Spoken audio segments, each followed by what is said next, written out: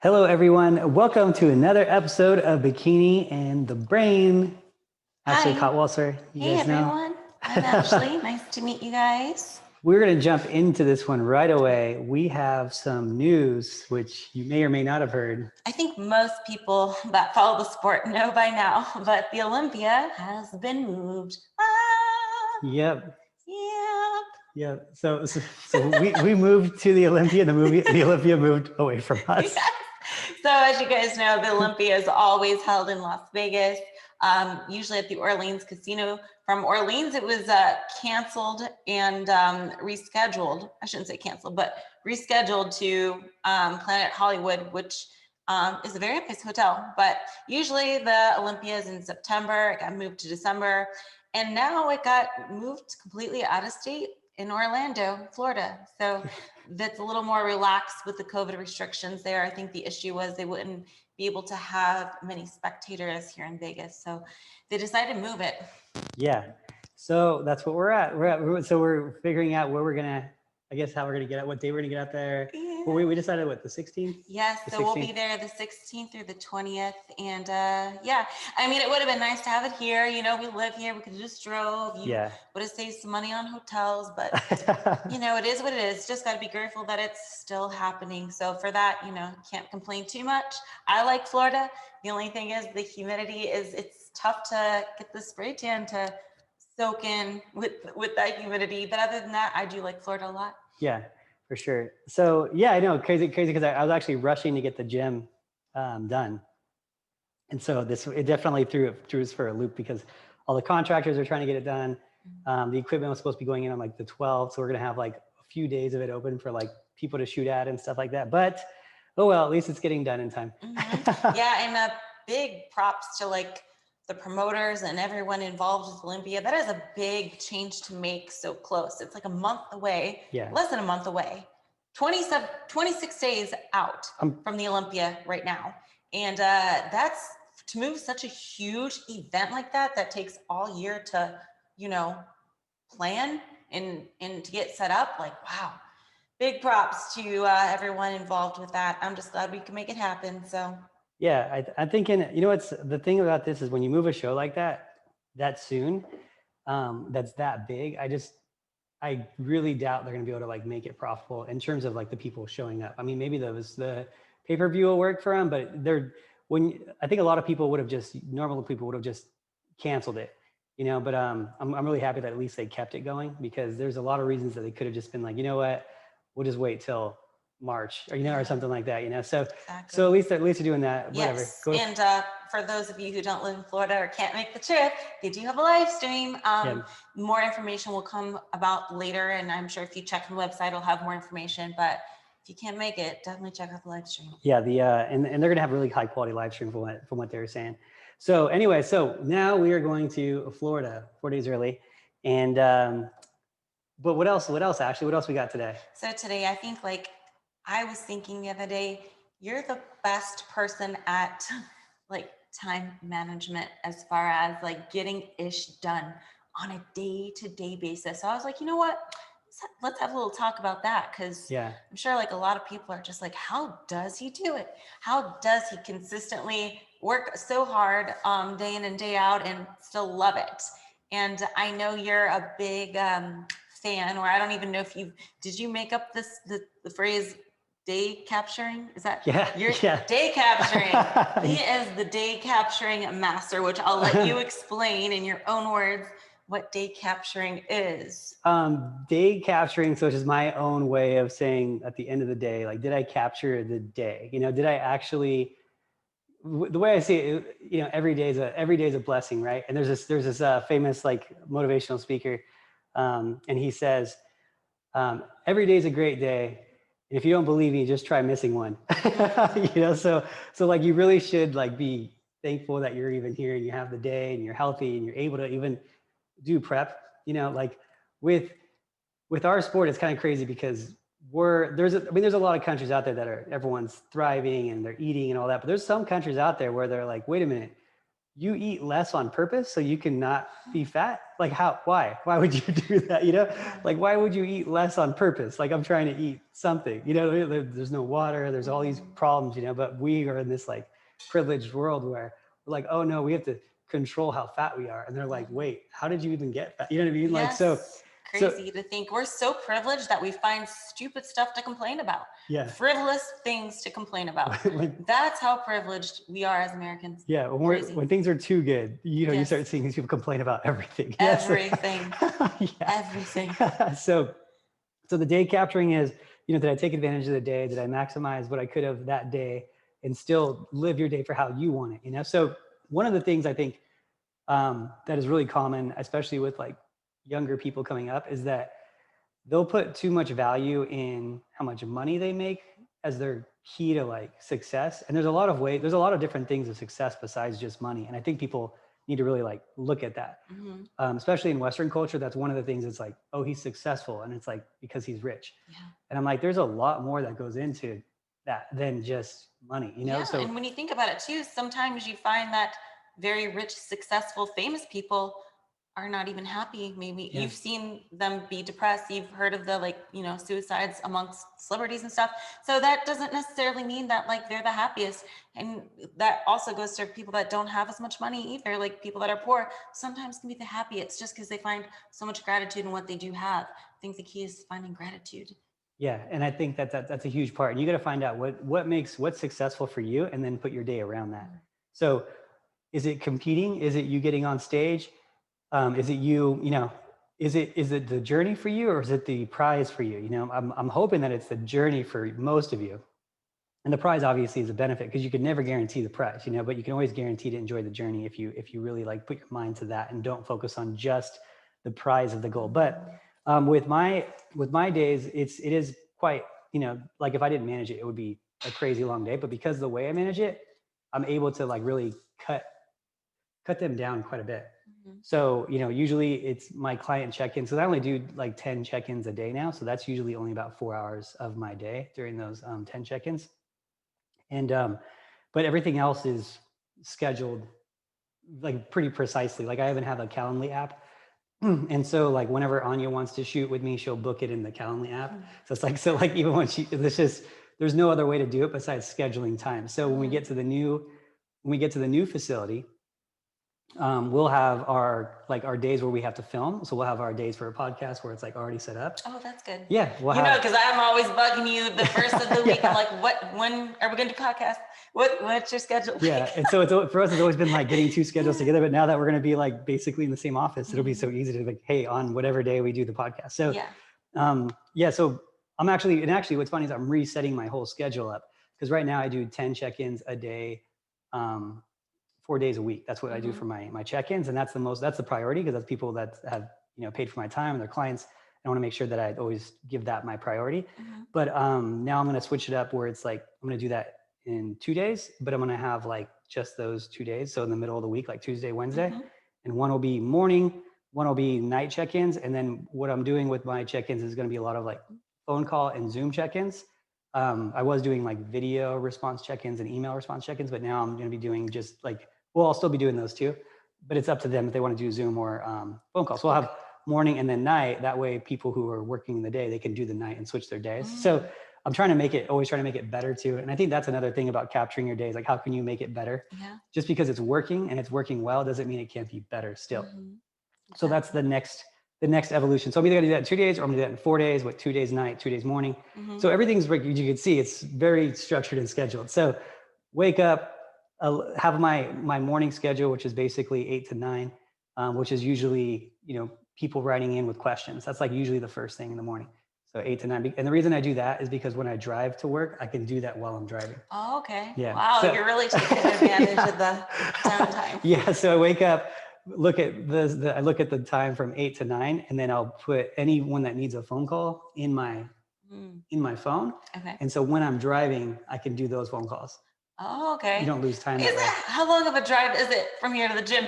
Yeah, like 15 minutes. Yeah, it's like 15 minutes. So, but usually, I thought it was closer than that. Usually you can get one, and I'll usually walk in the office on the phone. Like I don't ever just usually walk in. I'm usually walking in on the phone, and I'll either be done or I'll be carrying through the next 30 minutes or so till we get to, the hour doing the next thing. And then it's, I'll look at my schedule because that's what's going to be next. So the next thing would be on that day would be the questions I had from the day before from clients. So I have questions from like regular people, whatever, people asking about training or just a random topic. And those people that need a phone call or things that are like, right now we're doing the building. So I'll call them right in the way.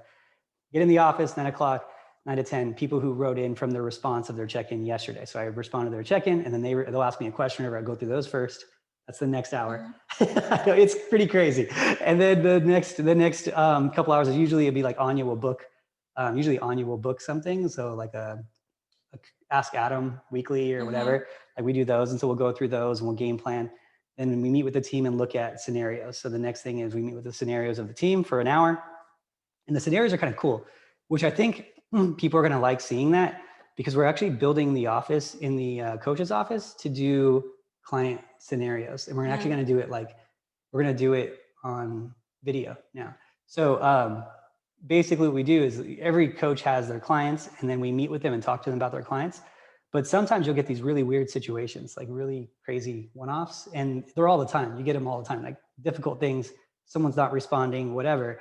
So now so we meet up basically as a team and like kind of talk about how to approach this client the best. Did you ever meet up about me? No, yours is pretty much just me.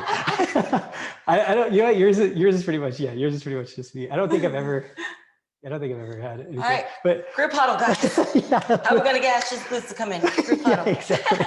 But it's basically that, right? And so it's really cool as you guys will see it. We're gonna go over different diet formats and different things, and it'll be all like with the team collectively to make and that's why I want everyone working in the office because you learn so much more working in the office next to someone because you basically take everyone's collective years and put it behind one program. And it's such a better system than like I see a lot of teams that have like coaches and they'll be like, oh, my one coach is in Iowa and one coach is in New York, one coach is in Florida. And I'm like, you're so busy. You're not doing Zoom calls with your coaches to like assess each client. There's too many people that way. So, but as a team, if you make everyone better all the time, like everyone gets, it just, the growth of their skill set is so much faster when there's like 8 people in the room talking about why this diet should be this way and that way. So that's pretty cool. So I'm gonna start doing that on video for you guys when we're at the new place. But as you can see, I don't want to go over the whole boring schedule, but as you can see, everything is absolutely planned. There's nothing that's not even like when I'm going to see Anya outside of the office, it's like, hey, at 6, we're going to do this. Like, is that we schedule everything. Yeah. So it's just one of those things, but if you didn't do that, you get lost so quickly. You get lost so fast. And I think that if you're like, one of the things I see too a lot with a lot of like, especially younger people is that they lose so much time because the phone is so distracting, and they'll lose so much time. So I think that like, if you're trying to get a lot done, if you're trying to accomplish certain goals, you really should set a schedule and really like adhere to it on a daily basis. And then you'll realize once you start setting that schedule and sticking to it, that you'll have so much more time than you thought you'd have by the end of the day. Like if you schedule all your stuff, you're probably going to be done by 3 and you're like, wait, how did that get done? Like if you stick to it, and if you don't, then you're going to be not done by 10 o'clock and trying to get it done at night.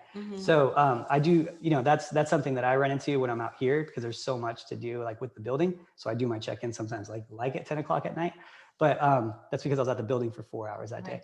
So so what about you, Ash? I mean, you are actually quite the little queen of scheduling too. Well, I will say I'm not quite as busy as you.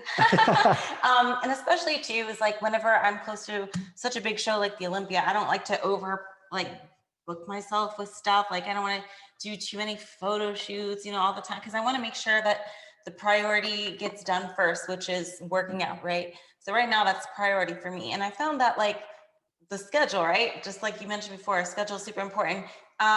If I've been doing Orange Theory classes, as I've told you guys. And when I book those classes, it really does hold me accountable. Right. So if I book a class at like 6 a.m., it's like, nope, got to get up. Got to do it, get it done with, and then we can, have time to do whatever else. But I do like to do my things in the morning because that way, especially with the working out, it's just like, if I don't do that in the morning, my motivation definitely goes down throughout the day. And it's kind of a thing in the back of my mind if I didn't work out yet, you know what I mean? Like if it's like 2 p.m. it's like, oh, I still gotta work out. Oh my gosh, it's all I can think about. It's like weighing me down in a way. Whereas like if I do my workouts first in the morning, get those done, it's like a weight has been lifted off my shoulders. Okay, now I can tend to other things. I know that's how you are kind of with work, because you've mentioned like sometimes it's hard for you to work out knowing that you have like check-ins to do still. Yeah. So it's kind of like we're opposite right I now, was gonna say because that too. my priority obviously as an athlete is getting my training in. Yeah. So yeah, I just been finding that when I book classes, I gotta go.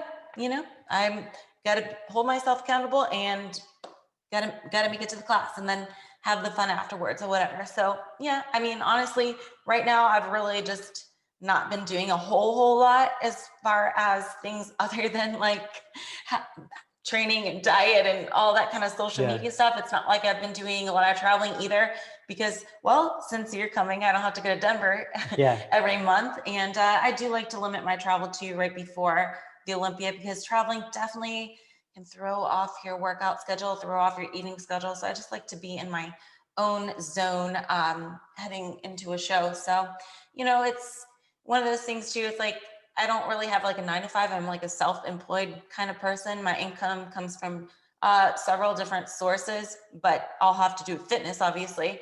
But I don't have to like necessarily, be somewhere to work at 10. So it's just like I can do it on my own time, but always got to make sure I get my workouts and all that good stuff done first, so I can focus. Yeah. And I'm funny because I'm actually the opposite with that. Like you were saying, Yeah. yeah, if I have anything to do like that's work related, I just can't focus on my workout because all I'm doing is thinking about like the check-ins and stuff. If my check-ins are done, then I can work out, no problem. But it's the check-ins that's what gets me, because I'm like, people are waiting on the response, and so like it just sticks it gets under my skin. I'm like, that's all I think about, and so it just ruins my workout. Mm-hmm. So as long as I can get that done, then I don't mind when I work out. So right. I got a question for you. Yeah. So with all the work you do, what is the point where you get overwhelmed, or what overwhelms you where you're just like, oh my gosh, I got so much ahead of me. Like, I'm just so stressed because you got this big project or something. What is it that overwhelms you? You know what? I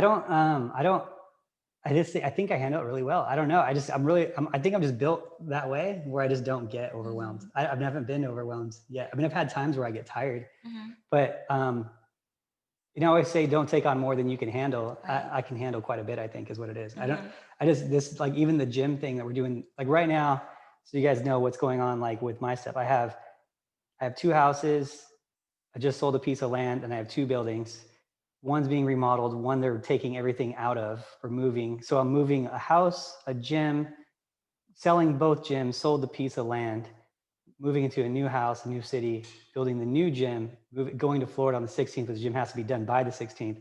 So I could not have it, at least have it all organized so they know where to put things by the 16th, while getting ready for the Olympia, while doing like the content, this, and then running the thing. So it's like, but if you say that out loud, it's crazy. Yeah, I was thinking that literally yesterday, like all the transactions that are happening between selling your house, buying a house, selling your gym, buying a gym, selling the land. It's like, oh my God, that's like 5 transactions. Just like, oh my gosh, that would be for me overwhelming. I think just trying to get that all like organized in my head, making sure everything goes right. Because at the end of the day, sometimes you can do all that you can, but sometimes somebody else messes up or doesn't do the job properly, and that can be a little stressful. I will say though, for me, what overwhelms me, I don't know if you ever feel this, but if I travel too frequently, I get overwhelmed. I do. Like if I'm going like, okay, Denver, okay, and then I'm home for one day. Okay, going back home to Ohio to visit family, home for one day. Going to Texas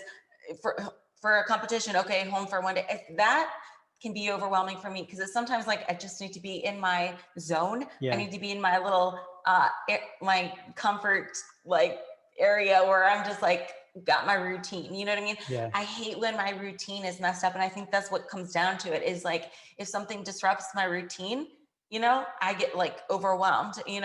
I like to wake up in the morning and do my cardio and then come home and then shower and then lift. You know what I mean? That's my comfortable schedule. And I don't like that to be thrown off. So whenever I travel too much, obviously that does, disrupt the schedule. So that's when I get overwhelmed, and the whole like jet lag thing too. And I hate being on planes for more than an hour. Like I'm such a fidgety person. Yeah. Like I really am. To sit down for like an hour is hard, you know, doing this podcast, it's like, okay, I want to get up and walk around. But like for real, so being in a plane like several times in a month is like miserable for me because it's just like I hate sitting still. I don't know how you did it then when you were like traveling, because you used to travel way more than you travel Oh yeah, now. I used to travel the world. I used to live out of a suitcase, man, and I would like country hop. Yeah. You know what I mean? I would be like, okay, I have a seminar here in Finland. Okay. And then I have a competition in Russia. Just go right from here to here to here to here to here to here to here. It was crazy times. And a lot of times I did that on a whim too. Just like, okay, I don't know what country I'm going to next, but I got my stuff packed. Didn't you go to India in like a day? Oh, no, South Korea with Korea? 1 day notice. Yeah. South Korea. 1 day notice yeah, to South for Korea. a seminar. Yeah. So, I was like, sure, okay. I'm not doing anything else tomorrow, so why not? why not just go to South Korea? That's still the craziest story that's even like a possibility for someone to do. I mean, good thing I didn't have to buy the ticket. I imagine it pretty expensive, especially for a day before. Such a late notice. I don't know, or maybe it's cheaper. I'm not sure. Yeah, so I think one of the things is with me, it's especially with all the things that I do on the side, it's always I have a really good team too. So we have, Taylor does all the shipping, Tori helps manage everything, Sam helps manage everything. When I do these I have a general contractor who's doing all the management of the project. So like I just have to, as long as you have, I think what it is important is setting up the precedence of like, hey, like I'm busy and I have certain priorities. So like clients are priority. That's number one. Everything else is not as important and you're going to manage that, right? That's what you're going to manage. So as long as everyone's doing their part, then it becomes really easy. Right. And especially even with like the real estate stuff, I tell the realtors straight up and I'm like, hey, look, like I'm not going to be super involved. Like you need to be able to figure this out. And so they understand. I'm like, I'm super busy. I'm not going to give this a lot of time. It's not as important to me. And you need to just get me the paperwork. Don't call me a lot. This is how it is, And so, they're usually like, hey, I totally understand. It's cool. And they'll be fine about it, That's how, I mean, obviously like when I got this house, I saw one house. Yeah. I was like, so you do that too. You don't, I don't look at a whole bunch of houses or whatever. I'm just like, okay, I look online, see it. Okay, that's what I want, get it. I don't have like a lot of time to do things. So I know you don't even have time to grocery shop. You have to get off the app. That's ridiculous. I'm like, you're ruining all the fun. Grocery shopping is fun. You do the Instacart. She gets so mad that I don't grocery shop because it's time. That's like the best part of my day. That's another time management thing though, right? Because that's an hour a week, 4 hours a month, right? Yeah. If not more than an hour a week. So we're talking 52 hours. That's a whole week over a week of work you just lost in a grocery store that I can get back and make part of my life. That's I understand. Who knows what that week can do for me. So okay, so we got into the scheduling and capturing the day, and I'm kind of basically just making the most of it. I think what some people also need to do that are like listening to this, if you've made it this far, is like look at what it is you want to do and then start setting your days up for that. So I think we need to go into more of the like figuring out what it is you want to do, like where do you see yourself in a year, 5 years, 10 years? And that's a real thing you should be looking at, what do I really want to do? And especially with fitness, you say, what do I want to do in fitness? Because that's something I hear like literally all the time. Honestly, like once a day, I pretty much hear, oh, I'm just doing this. I'm just competing because eventually I want to have a career in fitness, or I'm just in school for nutrition and exercise science, whatever, because I want to have a degree. I want to have a career in fitness. And all these people always saying, I want to have a career in fitness. I want to have a career in fitness. Why I compete? So I can build up my platform and have a career in fitness. What are you actually doing to have that? What's your actual plan of action to reach that goal? They say, a dream without a plan, or I say a goal without a plan is a dream, right? And so that's something I think that people need to really look at and then start scheduling their day around that. So all the time I hear, oh, I want to be a pro, and I'm like, well, why? Why do you want to be a pro? Just because it's cool to be a pro? You just want to have a pro card? That's it? And then what? And then what? And all they do is look at, okay, I want that pro card. All I want to do is get a pro. And that's all they look at. I just want to be a pro, I'm a pro. And so, but you got to ask yourself, why? Why do you want to be a pro? Do you want to be the next Miss Olympia? Do you want to, is that a personal goal, or is it because of the financial reward, or is it because of the career path, or what is it? And if it's just for there has to be something behind it, which what I found, more than just oh, I want to do that. for you to actually stick to it seriously, and that's what happens. I have, and it just so you guys know too, it's the same for top level people as it is for like just amateur starter people. Sticking to this stuff and staying dedicated is just as hard for them as it is for you guys. So like, if you get that pro card and you don't have any goal lined up with that, it's going to be pretty hard for you to stick with that plan because you already accomplished your goal. And now it's like, okay, now what? And you see that happen so much too. When amateurs become pros and then they never even compete as a pro, they just lose it because that was their only goal. Because they didn't set a path of like, okay, I'm gonna get my pro card and then I'm gonna, like how you did. You're like, I got my pro card and then I want to win a pro show. Okay, I want to win a pro show and then I want to get qualified. I want to go to the Olympia. I want to go to the Olympia. And then it was like, I don't even think winning the Olympia was really like, no, I just had to be, I wanted to, like, if I got top 10, I was like, whoa, that would be amazing if I got top 10, yeah. But honestly, I was like, the goal was meant just to be there. So yeah. And so I think you guys need to look at that and really set up your day around it. So if it's, I like that a lot. And it's very important, like to have that next step always in mind though. Cause it's like, a lot of people have that, what is it, like post-show blues, because they just like, they trained so hard for something, they competed, they had fun, and then it's like, now what? So I know for me, I'm always like looking for the next show. Even if I don't end up competing in it, I'm like, ooh, I want to, like, that's my next goal, even if I don't actually do it, if that makes sense. It gives me something to look and to train for and to like, see. Yeah. And so I think that it's really important to set long-term goals, and everyone's like, oh, short-term goals. I think long-term goals are important because you want to see like, what do I do today for a long period? Because the short-term goal would get a pro card. Long-term goal would be, what do you do after the pro card type thing?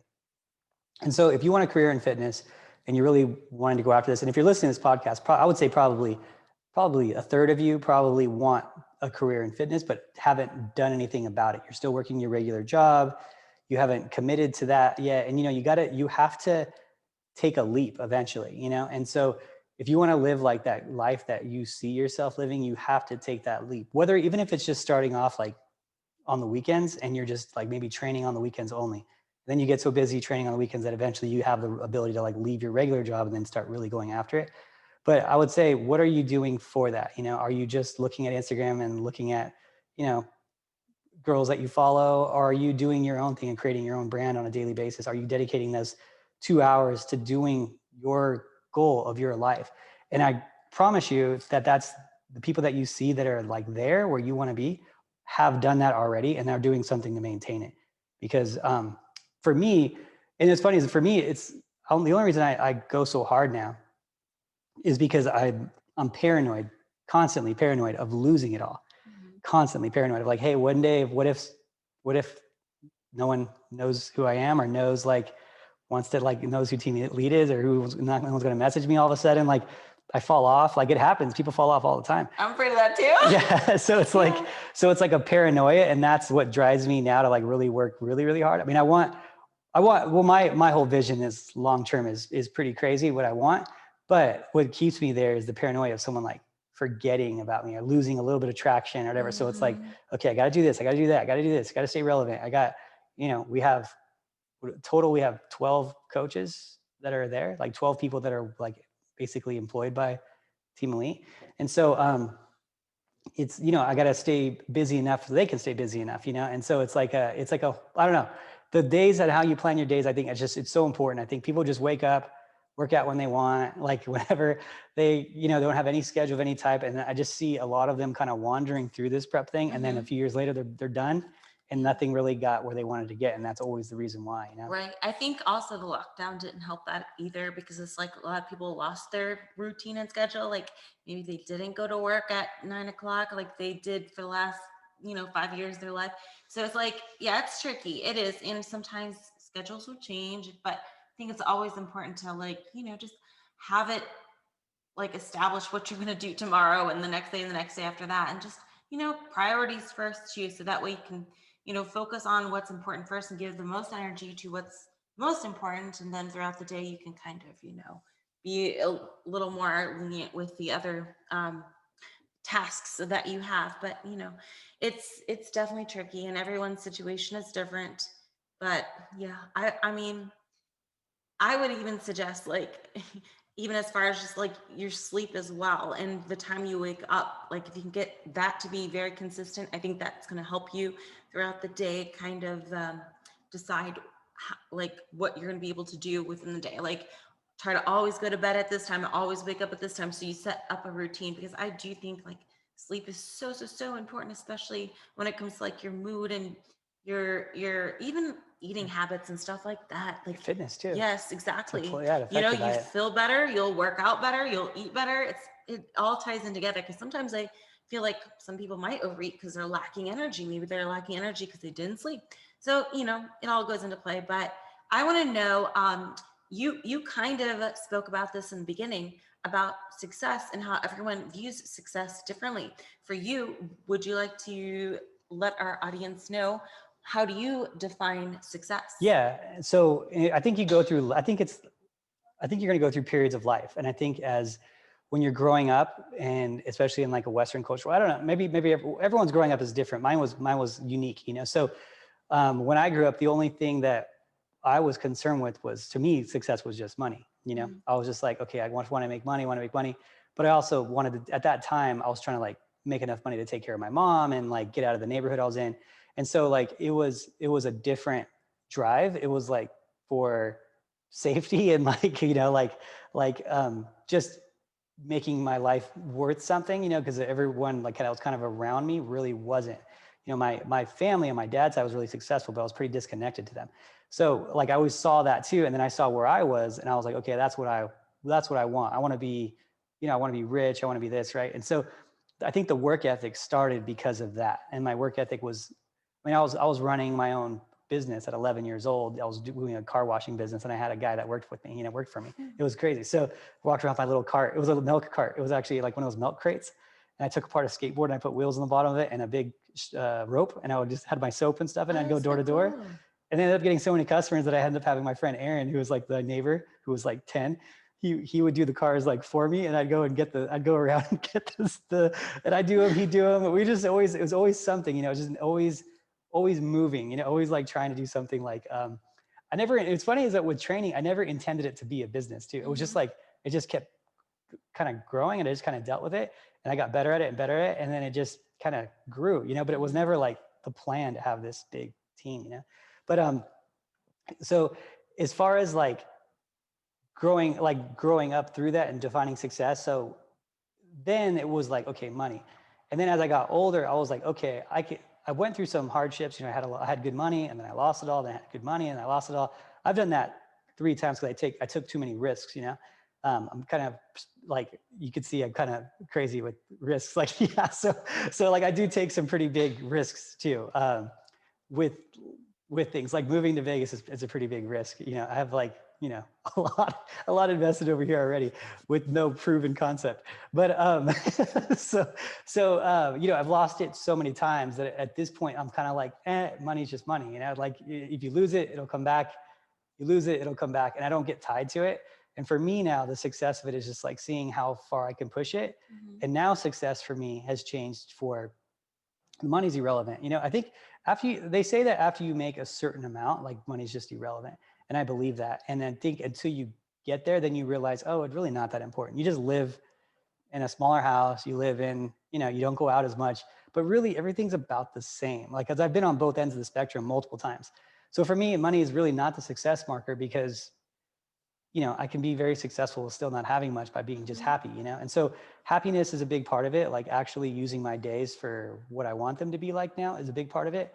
So, you know, making crazy money is cool, you know, and I've had years where I've had crazy money because I did a bunch of real estate transactions, and my regular business is going good, whatever, sold a ton of waist trainers or whatever, you know? And I've had those crazy years where you make, you know, money you shouldn't even make. And it doesn't really, you don't feel any more successful. You're just like moving, you know, it's just, you don't feel anything. But I've also had those years where I worked so much where I look back on it and all I did was work. And so to me, if you have $1 million in the bank, but all you do is work from morning till night, and you won't have any time to do anything even with that money, and then you just die, you know, what's the point? You know, so for me now, it's the success has changed quite a bit. Now my goal is, I want to start a nonprofit for kids, getting them fit.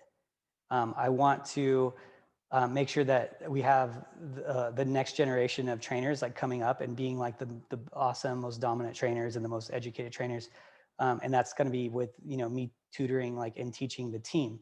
Right. So I want to create the ultimate fitness community in Vegas for Team Elite, where it's like just the community so strong around the team and environment and that's like the new success markers. And then way down the road, don't worry anytime soon, but I do eventually want to run for some type of politics position. Really? I didn't know this. Yeah. This is news to me. I love it. I'll vote for you. Yeah, I'm getting some support already. I put it out there on like a story. But not till I'm like probably like 50 to 55 or something like that. I'd run for some type of government position. You gotta have some salt and pepper hair before you start running for government. Yeah. Just because I've seen everything going on in the world and all the stupidity going on in the world, with everything. And then I won't go into the political side of things, but when all this started, I just always thought our government was like the smartest, most educated, most professional people, and that I could never even be like in that position because I just didn't have the intelligence factor of being there. And then as I start seeing them, like as I'm watching this all happen now with the lockdowns and this and that, I'm like, oh, these guys are just normal people. And actually a lot of them are pretty stupid. Like they just work a government job and they work their way up because maybe they just were seeking power or seeking whatever, maybe seeking better financials because the more they move up in position, the more they make. I'm like, but they're definitely not doing it from like a perspective of logical thinking and not letting a Democratic or a Republican party like sway things in their direction of their party versus just good decision making period for the people, And so, that's how this team has always been. It's like for the athlete, by the athlete type of thing. And I just feel like that's so lost in government right now. Yeah. It's like for my party, not like whatever's best for the people, like in a bipartisan view. And so, I'm just sick of it. And I want to have impact on the world, as much impact on the world as I can. So first I need to impact the world as much as I can through fitness. And then, eventually I'm probably going to do something like that. Well, that's what's up. I'll put your sign in my lawn. Yeah. I'm at least going to run and disrupt it. Like, really, I don't even really like at this stage. It's not that I really want to like get something, but I want to disrupt it and create eyes on the problems. That's the main thing. I just want to create eyes on the problems, and you need to kind of like be in that position to do that. But I'm just not there yet. So, but right now I got a lot of fitness stuff to do, but in the future, that's going to be something I want to do. Isn't that crazy? That is crazy. And it's something that doesn't have anything to do with fitness. No. Exactly. But I like it. Yeah. I like it. Well, I think whatever you decide to do, you're going to be awesome at it. Cause I feel like you're one of those people that you find something that you're interested in and you just dedicate yourself to it and you find success. It's just like one of those people that just, you can't fail if you put your all into it. You just know, how to do it. So. If you try hard, you won't fail. I think that's what it is. You just have to really commit yourself to everything. And I think that I grew up like playing hockey, like I grew up, and I think the same thing for you. You grew up doing track and field, gymnastics, and then you went into the sport, and then like you just threw yourself into the sport hardcore. And a lot of times, I'll hear about you, like, oh, well, she's like, so this and that. And I'm like, no, like, I know a ton of genetically good people. Like, you're saying my genetics are bad? You do have good genetics. You do need that help. You do need that help of that structure. But like, the thing is, and then people will say the same thing about me too. Oh, he's lucky because of whatever, right? I see what you're going. You create your own luck. You create that by hard work on a daily basis. So like when people are saying, oh, well, she's got great genetics, like her waist is small, her whatever, like she's got great genetics. And I'm like, you wouldn't even know if she had good genetics because she's worked so hard for so long that you don't even know what her baseline is anymore. Like we have no idea what your baseline is because you've been running around flipping, doing sports since you were out of the womb. You know what I mean? Like what would if you actually just sat there for 2 years and didn't do anything? Like maybe that's your actual genetic structure and everything else is an earned structure. But then people are like, oh, it's her genetics. And I'm like, no, you don't work as hard as she does. Like she doesn't cheat on her meals. Like if it is, it's like after a show and it's like one burger and a couple snacks and then that's it.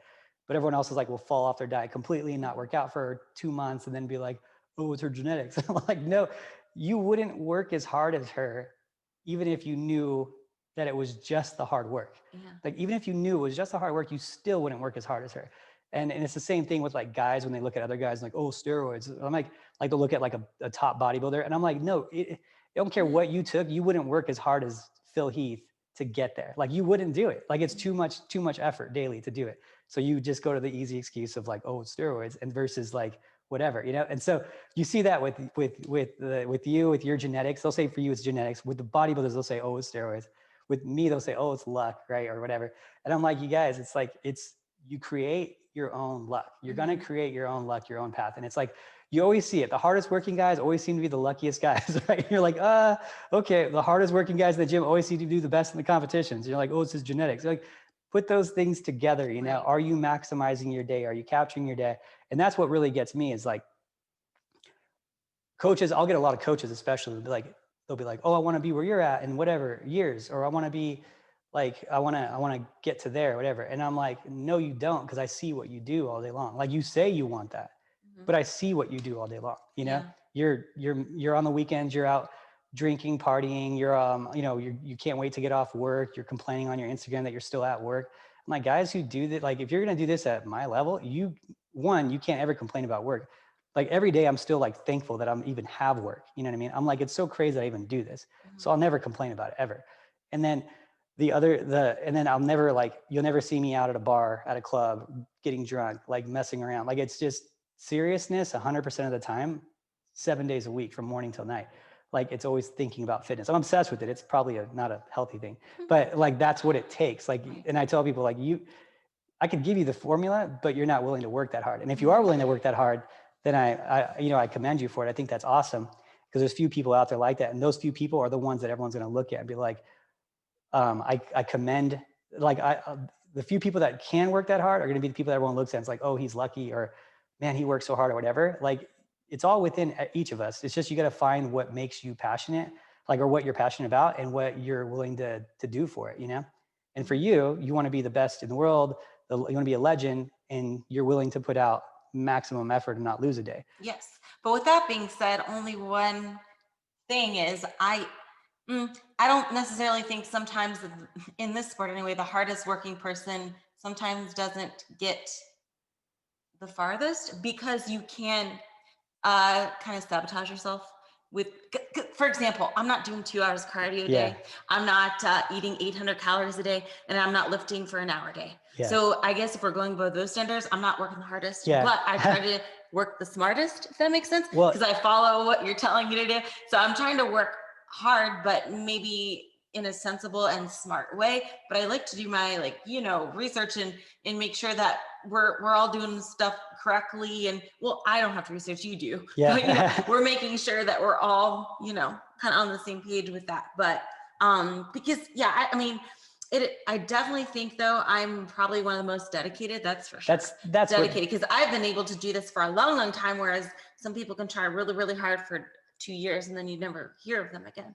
So I've been consistent with the dedication. I think that's what it comes down to is hardest working means like the most dedicated to like what your goal is, what your end goal is, and I think that you've been that way.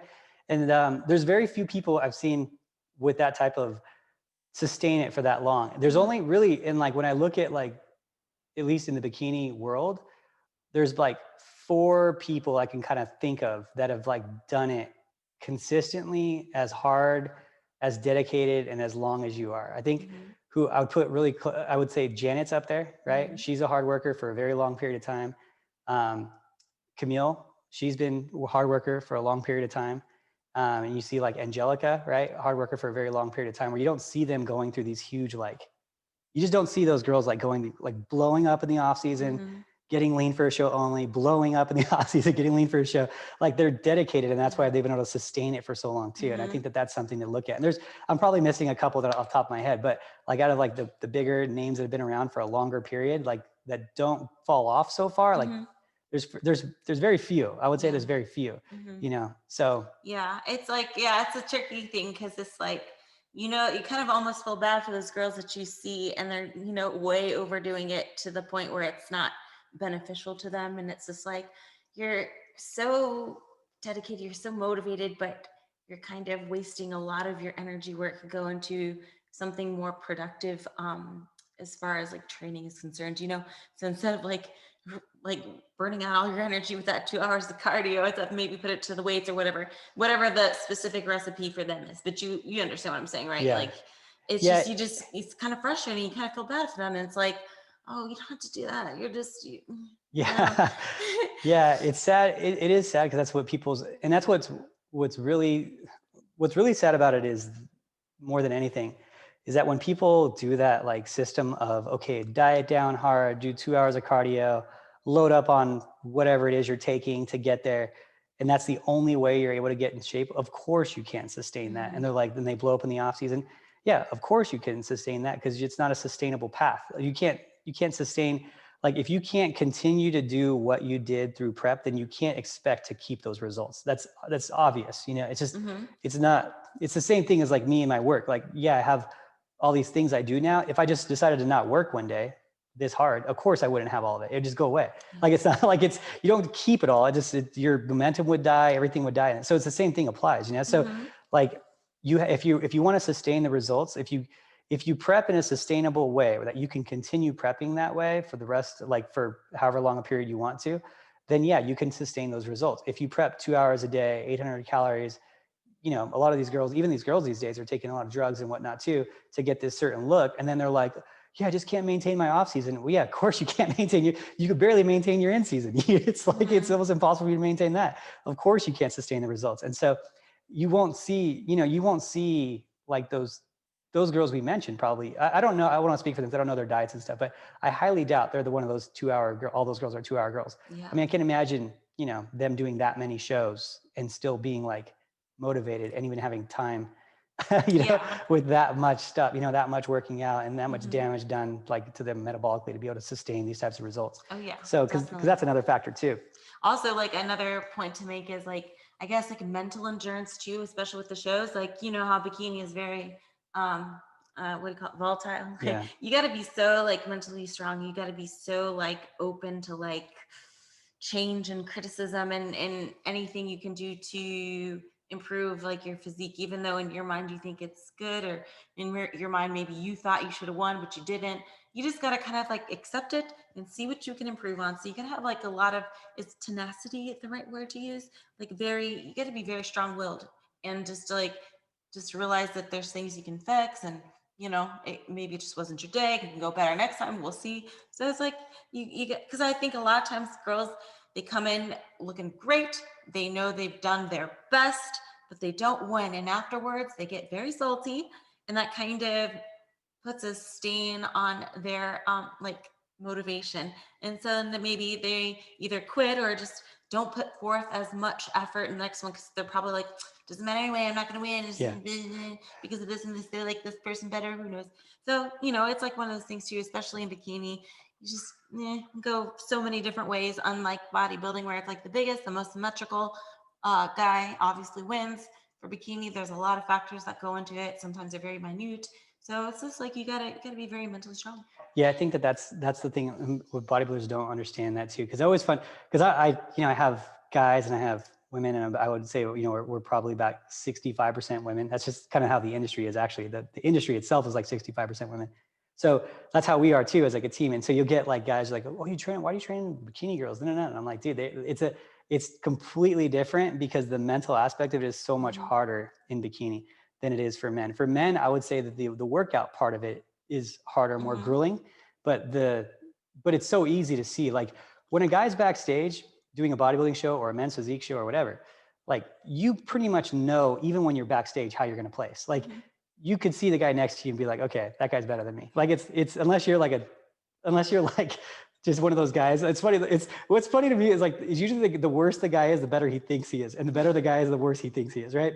And so, but when I was in line in a men's physique show and I'd see like the guy next to me and I'd be like, okay, that guy's going to beat me today. Like, it's pretty obvious. Right. In bikini, you have no clue, zero clue who's going to beat you, why they're going to beat you, like what's going to happen. So in the gym for guys mentally, I think it's, I think it's just harder, like in terms of not mentally, but harder in terms of like actual effort of like working out, lifting heavy, working out all the time. For women, it's like and then the competing, it's pretty easy. You can kind of tell right away. For women, it's like, okay, mentally harder in the gym, because you have to do the same workouts like all the time. Glute bridges again, Monday, Wednesday, Friday. That part actually doesn't get to me yet. a lot of people get sick of doing the same things I over, you know, understand. kickbacks, this, that, whatever, right? And it's like shoulders and glutes again. All right. So it's like the monotony of doing the same routine all the time versus like a guy that could do a different group like every day, 7 days a week for the most part.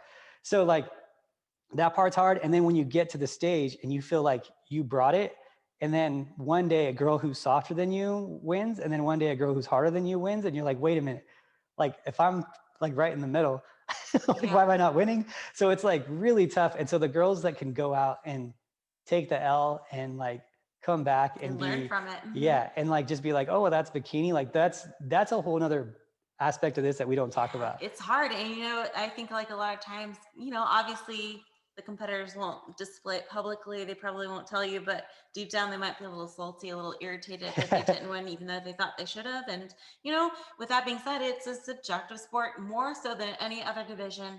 There is very opinionated, like, criteria, I guess you could say, as far as what the ideal physique is for bikini. Is it tall, lean, and curvy, or short and bubbly, or you know what I mean? It could even be just a preference in looks in general, because it is the overall package. We're talking about hair, makeup, suit, presentation. So it's not just like, you know, just a blank physique. There's a lot that you can decorate. So there's a lot of subjectiveness that goes on. So, you know, you might not be that judge's cup of tea for whatever reason. You just kind of gotta, you know, just take it and just be like, you know, I can learn from this. Let's see what they have to say. Let's see what my feedback is. And maybe I'll try to improve it. Or maybe it just wasn't my day. Maybe the other girl just shined brighter than I did on that day, and whatever. But I will say for me, what really keeps me going and keeps me from thinking negatively like that whenever I don't do as well is I like, I'm going back to the gratitude thing. I'm just grateful, man. You know, I have went farther than I ever thought I ever could in this sport. I never thought I could make a career out of this. I was surprised when I turned pro. That I thought that was the pinnacle of my career. Was turning pro, getting a pro card. I thought like, whew, this is it. This is it. And I did so much more than that. And I ended up winning 3 Olympias, and then I won 22 pro shows. Like, that's crazy. So I always say, like, whatever happens from here on out, I can't be mad. As long as I know I gave my best, I put forth all the effort, I did everything right, I listened to Coach Adam, and I can't be too mad. So it's kind of like, you know, I've done enough shows to realize that, you know, you do a certain way one week, maybe you didn't win, you look the same the next week and you win. It's just different group of people, different judges, and, you know, many different things go into play. So you just got to realize that it's not always going to go in your favor. I will even be confident when I say this, not every Olympia champion that's ever won has never been undefeated. There is no undefeated Olympians, you know, everyone has been beat. Everyone, the current Miss Olympia, like last year, 2 years ago, Miss Olympia, everyone has been beat. So just keep that in mind. Like, next time you think like you can't succeed because you've lost, you know, no one has a perfect record. And girls on stage that are top 10, you know, they didn't even place a few years ago. No one even knew who they were, even though they were at the show or whatever. So it's just like, you just got to take that into consideration, be very realistic and about that mentality. And you need to have like a good head on your shoulders and just keep yourself grounded and be grateful for the fact that, you know what, you're competing, you're looking better than 99.9% of the population. You did it. Like, you dieted, you trained to get on stage, to look your best. Here you are. So there's a lot to be thankful for. Yeah, absolutely. So with that, Ashley, I think that it. We got any closing words for everyone? Thanks for tuning in. Yeah, thanks for tuning in. Send us your suggestions, okay, guys? Because we're going to be probably doing more interviews and stuff coming up soon too. Because now we're gonna have our own room. So send us your suggestions. Maybe there's some people you want us to interview. Luckily, everyone kind of passes through Vegas. So in about 4 weeks, we'll have our own podcast room. We'll have interviews and a whole bunch of things and take this to the next level. So who do you want on? Leave it in the comments. Let us know.